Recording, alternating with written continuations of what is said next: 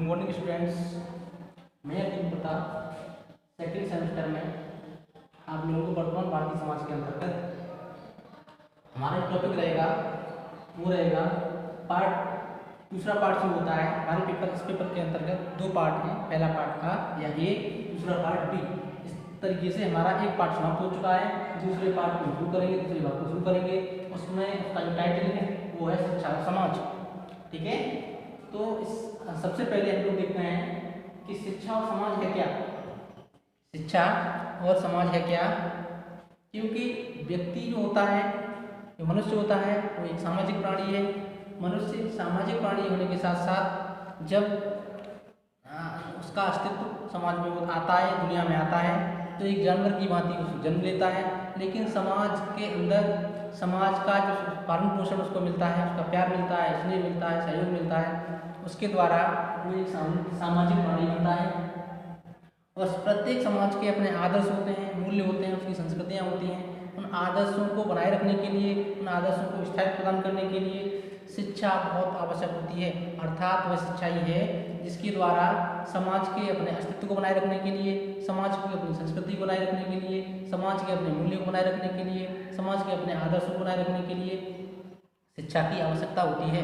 इस प्रकार से समाज और शिक्षा में अन्योन्याश्रित संबंध है। एक तरीके से बोल सकते हैं शिक्षा और समाज एक दूसरे के पूरक हैं, बिना एक के दूसरे का कोई अस्तित्व नहीं है। शिक्षा समाज के लिए, समाज शिक्षा के लिए। इस प्रकार से शिक्षा समाज की आकांक्षाओं की पूर्ति करती है, उसके मूल्यों की पूर्ति करती है, उसकी संस्कृति की पूर्ति करती है, उसकी आवश्यकताओं की पूर्ति करती है। ठीक वैसे ही समाज भी चाहता है कि शिक्षा उसके जो सदस्य शिक्षा समाज के प्रत्येक सदस्य या प्रत्येक व्यक्ति की आकांक्षाओं की पूर्ति करे, उसके उद्देश्य की पूर्ति करे, उसके जो धार्मिक मूल्य हैं, आर्थिक मूल्य हैं, सामाजिक मूल्य हैं, उनकी पूर्ति करे। इस प्रकार से शिक्षा और समाज को हम लोगों ने देखा। अब समाज की अवधारणा देखते हैं कि समाज की अवधारणा क्या है, समाज का कॉन्सेप्ट क्या है। इस प्रकार से जो समाज है वो समाज को की अवधारणा को देखते हैं। पहले इसका मीनिंग देख लेते हैं। समाज का अर्थ क्या है? समाज एक लैटिन वर्ड है सोशियो, यहाँ पे लिख देता हूँ मैं। चलो पहले हम लोग क्या करते हैं, समाज की अवधारणा देख लेते हैं, उसके बाद अर्थ पर आ जाएंगे। समाज की अवधारणा से तात्पर्य है कि जो भी समुदाय है, मनुष्य का जो भी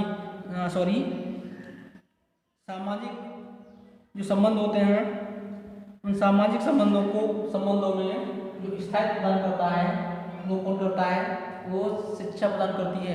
अर्थात सामाजिक संबंधों में या समाज के जो व्यक्ति होते हैं उनके मध्य जो अंतर संबंध होते हैं उसी को हम क्या कहते हैं? समाज कहते हैं। अर्थात समाज का प्रत्येक व्यक्ति जो परस्पर आपस में क्या होते हैं, आपस में जिनके मध्य जितने भी संबंध होते हैं, चाहे वो राजनीतिक हों, चाहे वो आर्थिक हों, चाहे वो धार्मिक हों, चाहे वो सामाजिक हों, चाहे किसी प्रकार के संबंध हों, उन संबंधों का नाम क्या दिया गया है? समाज दिया गया है। इस प्रकार से समाज की अवधारणा को हमने जाना। और समाज का तात्पर्य व्यक्तियों के समूह से लिया जाता है। प्राचीन काल में जो इसका कॉन्सेप्ट है वो यही है कि जो समाज के जो प्रत्येक व्यक्ति होते हैं, समाज का समूह होता है, व्यक्तियों का समूह होता है, उसे ही क्या कहते हैं? समाज कहते हैं। वहीं से इसकी अवधारणा पली है, क्योंकि प्रत्येक व्यक्ति अपनी आवश्यकताओं की पूर्ति के लिए, अपने उद्देश्यों की पूर्ति के लिए, अपने आदर्शों को स्थापित करने के लिए, अपनी आकांक्षाओं को प्राप्त करने के लिए एक समूह बनाता है। और समूह के जो उद्देश्य होते हैं, जो कलेक्टिव एफर्ट होते हैं, उसके जो लक्ष्य होते हैं, उन्हीं को समाज कहा जाता है। इस प्रकार से समाज शिक्षा और समाज को हमने पढ़ा, समाज की अवधारणा पढ़ी। अब समाज का अर्थ देखते हैं। समाज का अर्थ, समाज के अर्थ के बारे में समझते हैं। समाज का अर्थ, समाज को अंग्रेजी में सोसाइटी कहते हैं। समाज को क्या कहते हैं अंग्रेजी में?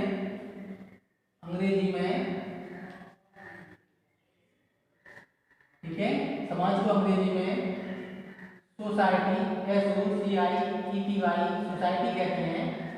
ठीक है, और ये सोशियो शब्द से बना है, जो एक लैटिन वर्ड है। लैटिन वर्ड है, लिखता हूं मैं, लैटिन वर्ड सोशियो,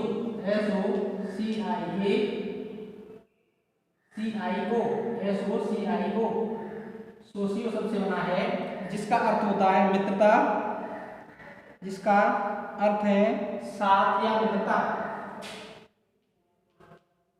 साथ अथवा मित्रता। ठीक है स्टूडेंट, जिसका अर्थ होता है साथ या मित्रता, अर्थात समाज अर्थात समुदाय का प्रत्येक व्यक्ति अपने उद्देश्यों की पूर्ति के लिए, अपने आकांक्षाओं की पूर्ति के लिए, अपने जो उनके मूल्य होते हैं उनको प्राप्त करने के लिए एक साथ जब आते हैं और परस्पर संबंध आपस में बनाते हैं या उनके साथ आते हैं अथवा मित्रता स्थापित करते हैं, उसको क्या कहते हैं, हम समाज कहते हैं या सोसाइटी कहते हैं। इस प्रकार से समाज का हमने अर्थ देखा। अब देखते हैं समाज की परिभाषाएं। समाज की परिभाषा को देखते हैं। पहला है लेपियर के अनुसार, एक बहुत बड़े समाजशास्त्री हुए हैं लेपियर, उन्होंने समाज की परिभाषा दी है। उन्होंने कहा है समाज से तात्पर्य, यहाँ देख लेते हैं, समाज से तात्पर्य व्यक्तियों के समूह से नहीं अपितु समूह के व्यक्तियों के बीच होने वाली अंतःक्रियाओं की जटिल व्यवस्था से है। ये कहते हैं समाज से तात्पर्य समूह के व्यक्तियों के संबंध, समूह के जो व्यक्ति हैं उनसे नहीं है, बल्कि उनके मध्य जो संबंध हैं उनकी जटिल व्यवस्था से है। अर्थात ये मानते हैं कि समाज वह है जिसमें व्यक्तियों के जो आपस में संबंध होते हैं उसकी जो जटिल व्यवस्था होती है वही समाज होता है। दूसरी परिभाषा देख लेते हैं। दूसरी परिभाषा एक और समाजशास्त्री हुए हैं, बहुत बड़े समाजशास्त्री शिष्टाशास्त्री हुए हैं, वो है मैकइवर एवं पेज। उन्होंने कहा है समाज सामाजिक संबंधों का जाल है। समाज, यहाँ परिभाषा देखते हैं, समाज सामाजिक संबंधों का जाल है। अर्थात समाज के अंदर, समूह के अंदर जो भी व्यक्ति हैं, जितने भी व्यक्ति हैं और जो समुदाय को स्थापित करते हैं उनके मध्य जितने भी संबंध हैं, उनके मध्य जो भी नेटवर्क है, जाल है, उसी को ही समाज कहते हैं। अर्थात समाज सामाजिक संबंधों का जाल है। ठीक है, इस तरीके से हम समग्र रूप से परिभाषित करना चाहें समाज को तो समाज वह है जिसमें समूह के व्यक्तियों के मध्य परस्पर संबंध होते हैं, उसी को समाज कहते हैं। अर्थात समाज के संबंधों के जटिल व्यवस्था को ही क्या कहते हैं, जटिल संबंधों को ही समाज कहते हैं। इस प्रकार से हम लोगों ने समाज की दो परिभाषाएं पढ़ी। आगे और भी परिभाषाएं आप लोग पढ़ लेना। इसमें दो महत्वपूर्ण परिभाषाएं थी वो हम लोग पढ़ चुके हैं। अब आगे देखते हैं समाज की विशेषताएं। समाज, पहली विशेषता है समाज की, समाजशास्त्रियों ने, शिक्षा शास्त्रियों ने बहुत विशेषताएं दी हैं। पहली विशेषता है समाज अमूर्त है। अर्थात जिस प्रकार से हमें समाज को हमने परिभाषित किया था उसमें ये था कि समाज सामाजिक संबंधों का जाल है। अर्थात समाज के व्यक्तियों के अंतर्गत व्यक्तियों के जो परस्पर संबंध होते हैं उसी को समाज कहते हैं। ये संबंध हमें भौतिक रूप से दिखाई नहीं देते या वास्तविक वस्तु के रूप में दिखाई नहीं देते। इसका कारण ये है कि जिस प्रकार से इसको देखते हैं, जिस प्रकार से जीवन जीने की ये क्रिया है, ठीक उस प्रकार से समाज भी संबंध स्थापित करने की क्रिया है या सामाजिक संबंध व्यक्तियों के परस्पर संबंधों को स्थापित करने की क्रिया है। ठीक है, इसलिए इन दोनों इसलिए समाज क्या है, अमूर्त प्रक्रिया है या अमूर्त है। दूसरी परिभाषा देखते हैं, दूसरी विशेषता देखते हैं पारस्परिक निर्भरता। समाज, मैंने बताया था, समाज के अंदर प्रत्येक व्यक्ति या समुदाय का प्रत्येक व्यक्ति अपनी आवश्यकताओं की पूर्ति के लिए, अपनी आकांक्षाओं की पूर्ति के लिए, अपनी मूल्य व संस्कृति को बनाए रखने के लिए परस्पर एक दूसरे से संबंध स्थापित करते हैं। इसी पारस्परिक संबंध को समाज कहते हैं। इसलिए समाज की बहुत बड़ी विशेषता ये है, महत्वपूर्ण विशेषता ये है कि समाज का प्रत्येक व्यक्ति आपस में एक दूसरे पर निर्भर रहता है। ठीक है, एक दूसरे पर आवश्यक रूप से उसकी निर्भरता रहती है। अब तीसरी विशेषता है समानता एवं एकता। इसको देख लेते हैं। जब समुदाय के व्यक्ति समान लक्ष्यों को लेकर, समान उद्देश्यों को लेकर, समान आकांक्षाओं को लेकर, समान मूल्यों को लेकर, समान सांस्कृतिक विशेषताओं को लेकर अब आपसी संबंध बनाते हैं और इन संबंधों को मजबूती प्रदान करते हैं, तो उन व्यक्तियों के दृष्टिकोणों में, उन व्यक्तियों की व्यवहार में समानता देखी जाती है। इस प्रकार से समाज में जो भी व्यक्ति होते हैं उनके बीच, उनके नजरिए में, उनके दृष्टिकोण में समानता समानता रहती है, लेकिन समानता होने के साथ साथ कुछ अपवाद भी देखे जाते हैं, कुछ भिन्नताएं भी होती हैं जो हमें देखने को मिलती हैं। अगला देखते हैं, अगली विशेषता है पारस्परिक जागरूकता, म्यूचुअल अवेयरनेस की बात करते हैं। सामाजिक संबंधों की स्थापना तभी होती है, व्यक्ति एक दूसरे से संबंध स्थापित तभी करता है जब वो अपने हितों के लिए जागरूक होता है। अर्थात एक व्यक्ति अपने हितों को स्थायित्व प्रदान करने के लिए सामाजिक संबंधों की स्थापना करता है।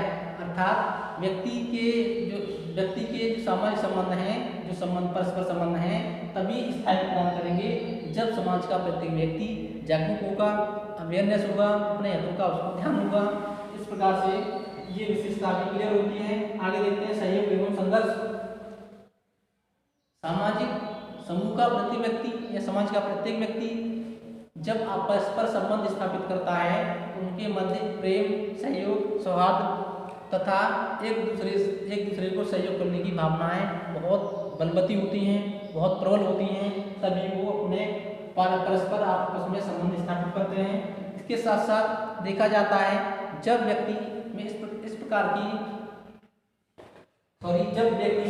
सहयोग की भावना होती है, अब बाद रूप में कुछ संघर्ष भी देखे जाते हैं, क्योंकि जब आपसी हितों के माध्यम से एक दूसरे के लक्षित उद्देश्य पूरे नहीं होते हैं या उनमें किसी प्रकार की खामी रह जाती है और संघर्ष भी देखे जाते हैं। इस प्रकार से समाज की अगली विशेषता क्लियर होती है। नेक्स्ट है परिवर्तनशीलता एवं जटिलता। इसको देखते हैं। संसार का नियम है, संसार परिवर्तनशील है, अतः प्रत्येक वस्तु समय के अनुसार परिवर्तित होती रहती है। ठीक उसी प्रकार से समाज में भी परिवर्तनशीलता अनिवार्य है। आज जो चीज़ें व्यक्ति के लिए मूल्यवान हैं, उपयोगी हैं, हो सकता है कल उनको वो चीज़ें मूल्यवान न रहे, उपयोगी न रहे, आवश्यक उनके लिए न रहे। इसलिए समाज में परिवर्तनशीलता अनिवार्य है। अर्थात जैसे जैसे समाज आगे बढ़ता है, उसकी आवश्यकताओं में परिवर्तन होते हैं, उनके उपयोग में परिवर्तन होते हैं, उनके मूल्य में परिवर्तन होते हैं। इस प्रकार से समाज परिवर्तनशील होना नितांत आवश्यक है। यदि समाज में परिवर्तन नहीं होगा तो सामाजिक संबंधों को स्थायित्व प्रदान नहीं किया जा सकता। और जो इसकी प्रक्रिया है, सामाजिक परिवर्तन की प्रक्रिया बड़ी जटिल होती है।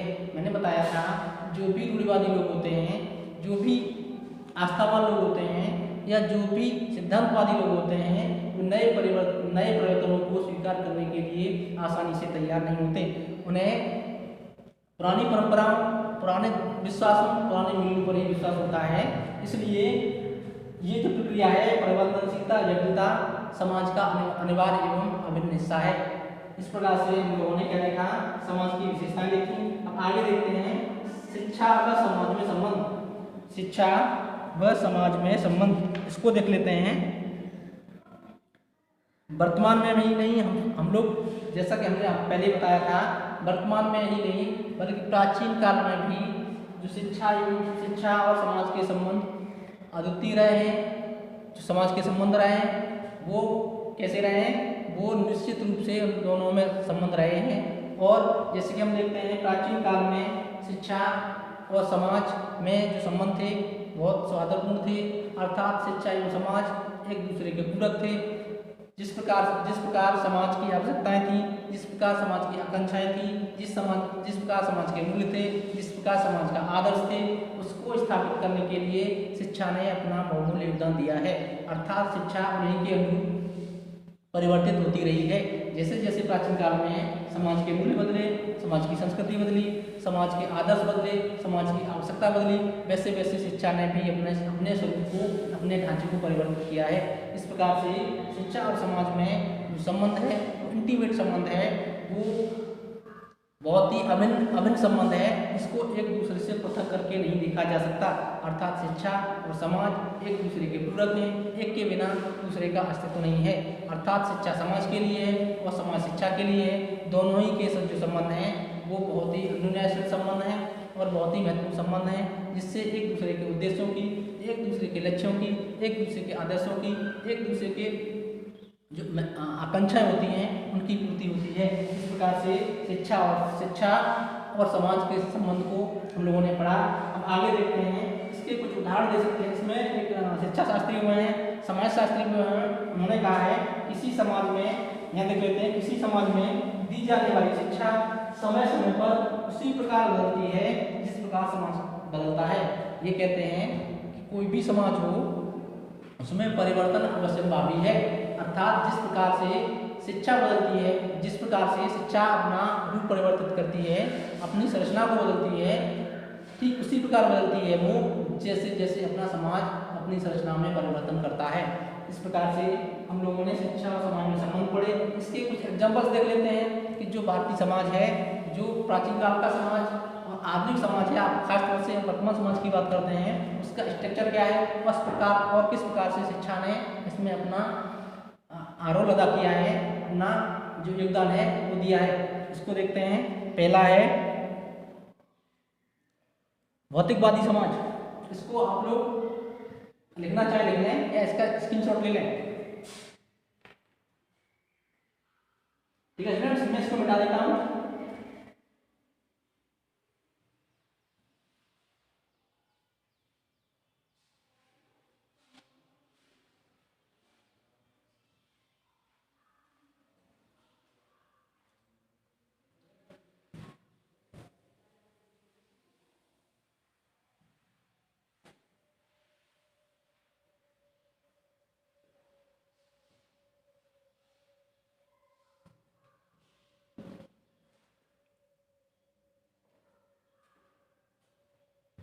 ठीक है फ्रेंड्स, आगे देखते हैं हम लोग। इसकी कुछ एग्जाम्पल देना चाहते हैं। वर्तमान समाज है, उसकी संरचना है, वो इस समय क्या है। नंबर 1 भौतिकवादी समाज की बात करते हैं। भौतिकवादी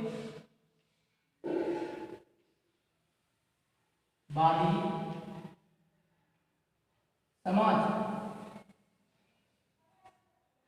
अर्थात प्रकृतिवाद की बात करते हैं। प्रकृतिवादी शिक्षा की जो बात करते हैं, प्रकृतिवादी शिक्षा थी वो भौतिकवादी समाज के लिए जरूरी थी, क्योंकि भौतिकवाद और प्रकृतिवाद में बहुत ज़्यादा समानताएं हैं। भौतिकवादी समाज की बात करेंगे तो भौतिकवादी समाज वह समाज होता है जो अपनी संपूर्णता के लिए, जो अपने सुख के लिए, जो अपनी विलासिता के लिए, अपनी आवश्यकताओं के लिए, अपनी आकांक्षाओं वृद्धि करता है और उनकी पूर्ति के लिए सभी प्रयास करता है। इस प्रकार भौतिकवादी समाज में जो शिक्षा है वो उसकी आवश्यकताओं की पूर्ति के लिए, देख लेते हैं यहाँ पर, लिख दूँ यहाँ पर, भौतिक संसाधनों की प्राप्ति के लिए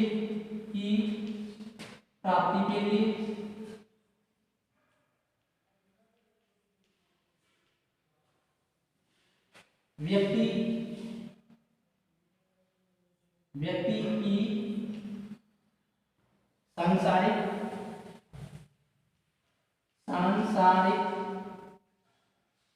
उन्नति के लिए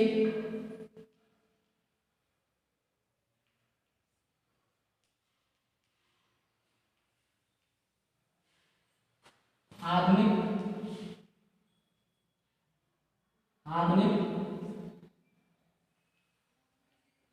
सुख सुविधाओं के लिए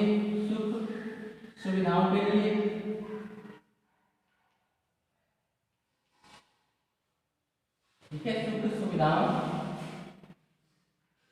के लिए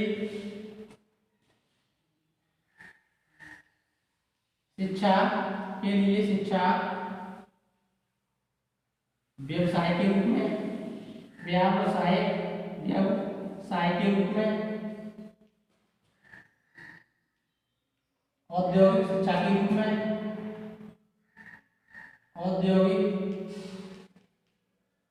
शिक्षा के रूप में, तकनीकी शिक्षा के रूप में, तकनीकी शिक्षा के रूप में,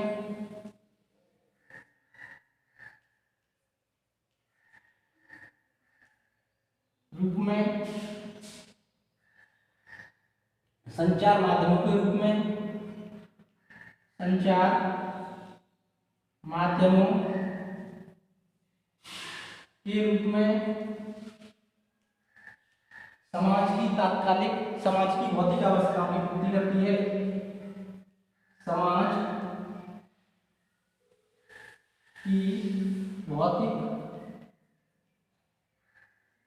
आवश्यकताओं की पूर्ति करती है।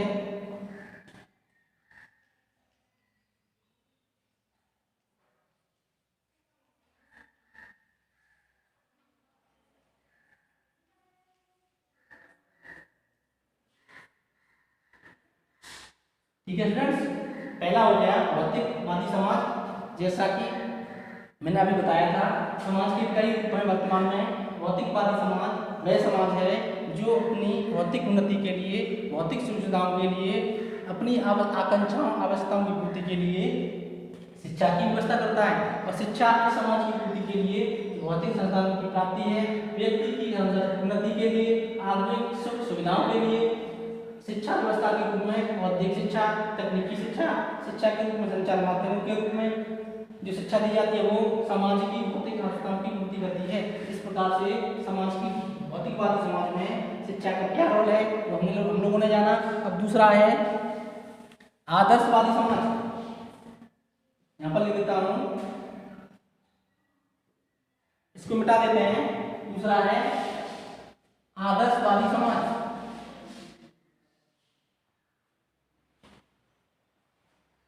आदर्शवादी समाज के अंतर्गत नंबर 2 आदर्शवादी समाज